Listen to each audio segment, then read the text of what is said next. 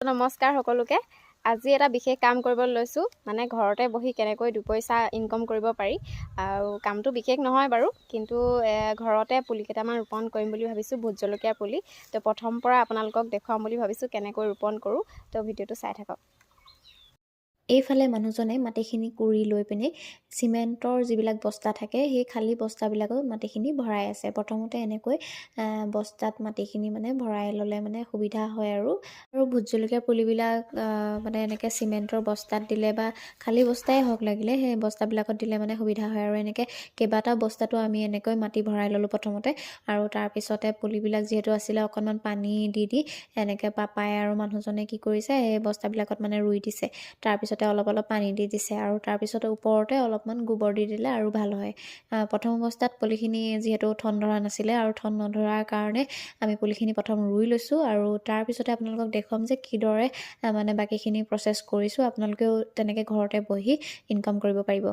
আৰু এইফালে মানুহজনে এগালমান কাপোৰ যিহেতু লৈ আহিছিলে, যিহেতু ৰুমত থাকে তেওঁ, তো সেইকাৰণে কাপোৰ এগালমান ধুই কৰি জাপি আছোঁ দেখিছে। আৰু তেওঁ যিহেতু ছুটি বেছিকৈ নাপায়, তো দুদিনমানৰ কাৰণেহে আহে, তো কাপোৰ চাপোৰ ধুই মেলি একদম জাপি দি পঠিয়াইছোঁ আচলতে। আৰু এইফালে গোটেই বিচনাখন অৱস্থা নাইকিয়া হৈ আছিলে। আৰু তাৰ পাছতে আমি এফালে মানে নিমন্ত্ৰণ কৰিছিলে আমাক ভাত খাবৰ বাবে, কইনা আৰু দৰাক মানে ভাত খোৱা যিটো নিয়ম, সেই নিয়মটোৰ কাৰণে আমাক খুৰী এগৰাকীয়ে নিমন্ত্ৰণ জনাইছিলে। আৰু ৰাতি এয়া যাবলৈ ওলাইছোঁ আৰু যাবলৈ ওলাওঁতে দেখিছেনে এয়া কাপোৰ বিচাৰিয়ে পোৱা নাই। তো এই নীলা কাপোৰযোৰ মোৰ বহুত ভাল লাগে, জোৰোণত দিছিলে, তো এই কাপোৰযোৰে উলিয়াই ল'লোঁ।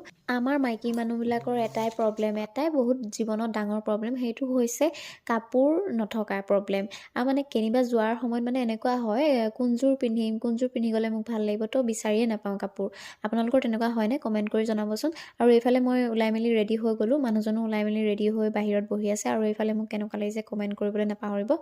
যিহেতু খুৰীহঁতৰ ঘৰলৈ প্ৰথমবাৰৰ কাৰণে যাম, তো খুৰীৰ কাৰণে কিবা এটা নহয় কিবা এটা উপহাৰ লৈ ল'লোঁ আৰু খুৰালৈ গামোচা এখন মৰমতে লৈ লৈছোঁ। আৰু এইফালে আমাৰ মানুহজনক দেখিছেনে, ইমানেই ঠাণ্ডা লাগিছে যেন পুহমহীয়া জাৰহে। টুপি চুপি লগাই জাম্পাৰ চাম্পাৰ লগাই ক'বই পৰা নাই। মোৰ আকৌ ঠাণ্ডাই লগা নাই। আৰু এইফালে মাকো লগত লৈ লৈছোঁ, যিহেতু মা অকলে ঘৰত থাকিব, তো সেইকাৰণে আমি ক'লোঁ যে মা আপুনিও ব'লক আমাৰ লগতে, তো খুৰীয়ে ভাল পাব। আৰু খুৰীয়ে মাতি পঠাইছিল তেওঁক আচলতে, বহুত দিনৰ পিছত লগ পাম বোলে, আহক আপুনি। আৰু গৈ পাই দেখিছেনে মই একেবাৰে ৰখিয়ে থকা নাই, একেবাৰে ৰান্ধনীশালতে সোমালোগৈ। আৰু খুৰীয়ে লগালগ মোক কৈয়ে দিলে যে তুমি মাংস ভাগ কৰিব লাগিব। সেইকাৰণে মই একেবাৰে এবাটি মাংস সকলোকে দি দিছোঁ। দেখিছেনে কিমান ধুনীয়া ৰান্ধনি। আৰু কাৰোবাক যদি এনেকুৱা ৰান্ধনি প্ৰয়োজন হৈছে তেতিয়াহ'লে কমেণ্ট কৰিবলৈ নাপাহৰিব। সেইফালে চোৱা,